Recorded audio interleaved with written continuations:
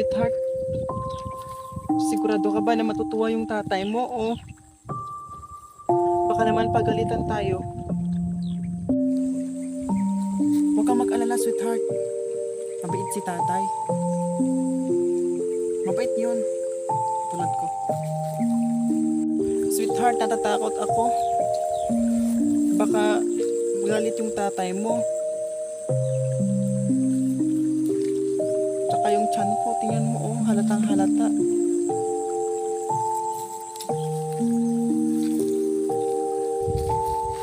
Tay, mukhang busy ka yata.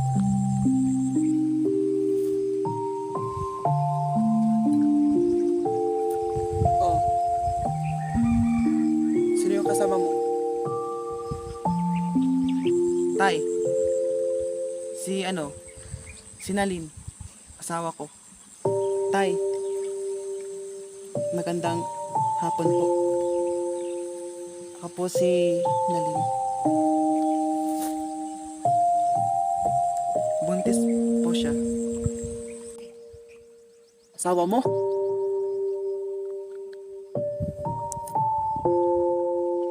Anak, pwede ba? Umuwi na lang kayo.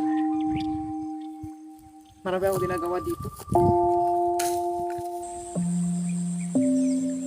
Tay!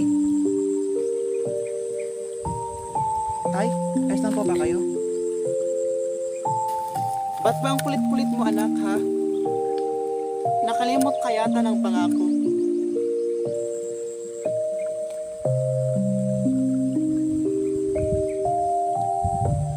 Sorry po, Tay, pero mahal na mahal ko po si Nalin eh.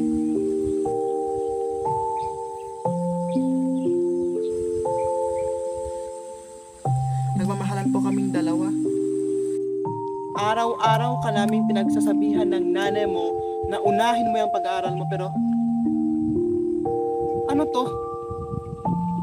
Kung nandito lang kayo upang guluhin yung buhay namin, mas maigi na lang na umalis muna kayo. Pasensya po, Tay.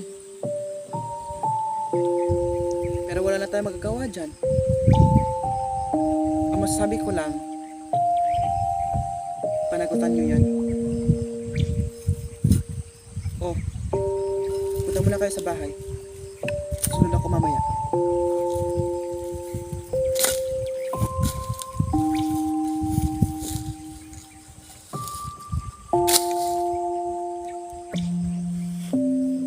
Tara na, sweetheart.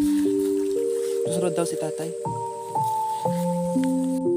Sweetheart, tingnan mo yung tatay mo, oh. Kawawa naman siya. Siguro mas maganda na maghiwalay na lang kaya tayo. Kawawa yung tatay mo dyan, oh. Hindi ko pala alam na marami silang pangarap para sa'yo. Pamanhin po, sweetheart. Ay dahil sa akin nasira ang mga tiwala nila sa'yo.